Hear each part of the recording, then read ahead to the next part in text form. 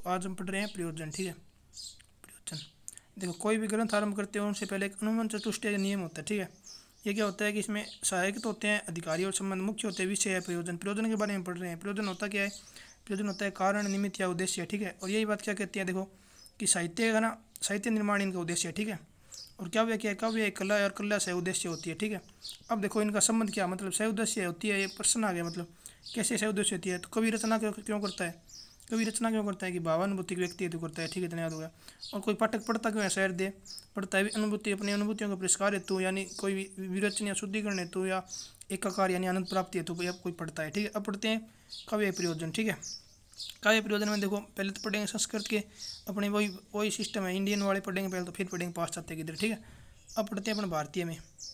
भारतीय में पढ़ते हैं। देखो भारतीय में संस्कृत दंडी क्या मानते हैं? दंडी एक ही मानते हैं, लोक उत्पत्ति मानते हैं, लोक उत्पत्ति। ठीक है, फिर वामन और भोज दो मानते हैं। ठीक है, वामन तो क्या कहते हैं? दृष्ट अदृष्ट, यानी दृष्ट जो दिखते वो प्रेम या प्रीति, न दिखती वो कृति। ठीक है, और भोज यही कहते हैं, दो मानते हैं, वो प्रीति और कृति को मानते हैं। ठीक है, इतना याद रखना है। और ये सब तीन मानते हैं। फिर अग्निपुराण तीन मानता है, जिनमें जगह चतुष्पुरुषार्थ में मोक्ष छोड़ दो, बाकी तीन जो है ना वो मतलब काव्य के प्रयोजन है। ठीक है, धर्म अर्थ काम। ठीक है, इतना हो गया। कुंतक फिर देखो, कुंतक तीन मानते हैं, चतुर पुरुषार्थ हो गए, व्यवहार ज्ञान और परमानंद। लेकिन अभी इनके खंड कर देंगे, मतलब चारों अलग अलग दे दिया तो तीन बद गए, छः हो गए। ठीक है, इतना रखना है। अब छः कौन कौन मानते हैं? छः मानते हैं फिर भरत और मम्मट। ठीक है, भरत ये मानते हैं, देखो धर्म यश आयु हित बुद्धि, इन पांचों में तो वृद्धि और लोक का उपदेश। ठीक है, धर्म यश आयु हित बुद्धि, इन पांचों में तो कर दिए वृद्धि और एक लोक उपदेश। ठीक है, ये मानते हैं भरत है। अब मानते हैं मम्मट। मम्मट छः मानते हैं, कौन से? देखो ये मम्मट वाला इंपॉर्टेंट है। देखो ये मम्मट ने क्या है? सुस्पष्ट एवं प्रमाणिक इनके ही है। देखो इन्होंने दो वर्गों में बांट दिया। एक तो शहर देगे। शहर देगे कौन से हैं?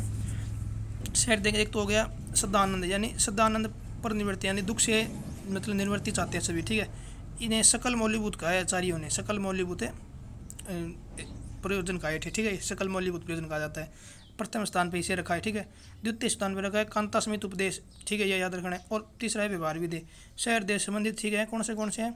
सद्यानंद, कांता समित उपदेश, व्यवहार विधि, इतने थे शहर देश संबंधित। कवि से संबंधित क्या है? देखो यश हो गया, अर्थ हो गया, शिवेतर छत्य, यानी शिवेतर छत्य क्या होता है? जो मतलब अमंगलकारी उसका नाश। ठीक है, अब देखो काव्य सृजना का मूल उपादान तो है यश, ये तो है मूल उपादान, और प्रथम स्थान पर रखा है शोर दृष्टि से इसे सद्यानंद और कांता समित उपदेश। और यहाँ पे वो एक उक्ति भी आती है, देखो कौन सी? हितम मनवारी से दुर्लभ लोक की। ठीक है, मतलब जो हितकर होता है वो लाभ नहीं होता, जो लाभ रुचिकर नहीं होता, रुचिकर होता है हितकर नहीं होता, ऐसे याद रखना है बस।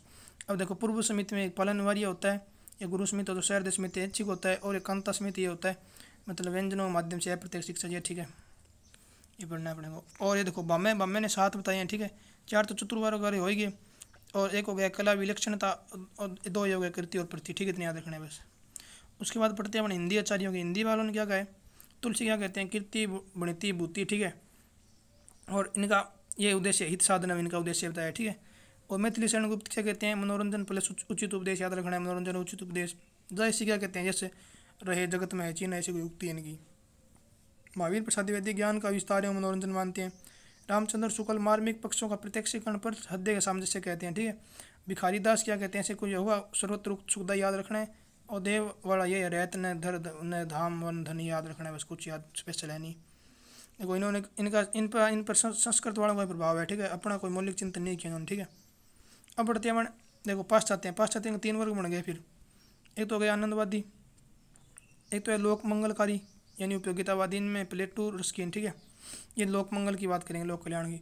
फिर आनंदवादी, आनंदवादी में क्या है? आनंद की बात करते हैं फिर मान लें। ठीक है, इनकी कला का लक्ष्य क्या है? आह्लाद ही बता दिया। ठीक है, और एक याद रखना है हिटलर और पेटर ने तो कला के लिए सिद्धांत दिया, और ब्रेंडले ने दिया काव्य के सिद्धांत। ये आनंदवादी में आते याद रखना है, पेटर हिटलर और ब्रेंडले। ठीक है, और अरस्तु देखो फिर इन दोनों के समन्वयवादी कौन है? दोनों के विरोध थे ना, इनके समन्वय कौन है? फिर एक तो कोलरिज है, आनंद की नैतिकता बताते हैं, आनंद प्लस नैतिकता।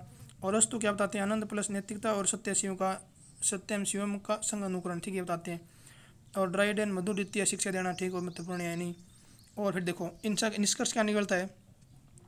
देखो इनका जो आनंदवाद है ना, यानी इनका आनंदवाद और इनका लोक मंगलवाद है ना, वो भारतीयों से कैसे मेल खाता है? देखो तुलना करें तो इनका जो आनंदवाद है, भारतीय उनको सद्य परिनिवृत्ति कहते हैं। सद्य परिनिवृत्ति, ठीक है, यानी जो है ना सद्य परिनिवृत्ति उन्होंने बताया ना, प्रथम स्थान पर रखा है वही है। और द्वितीय पे जो रखा है ना कांता स्मित उपदेश मम्मटवाड़, वही इनसे तुलना की जाती है। ये मुख्य हो गया, आनंद मुख्य है, लोक मंगल सहायक है। ठीक है, इतना याद रखना बस।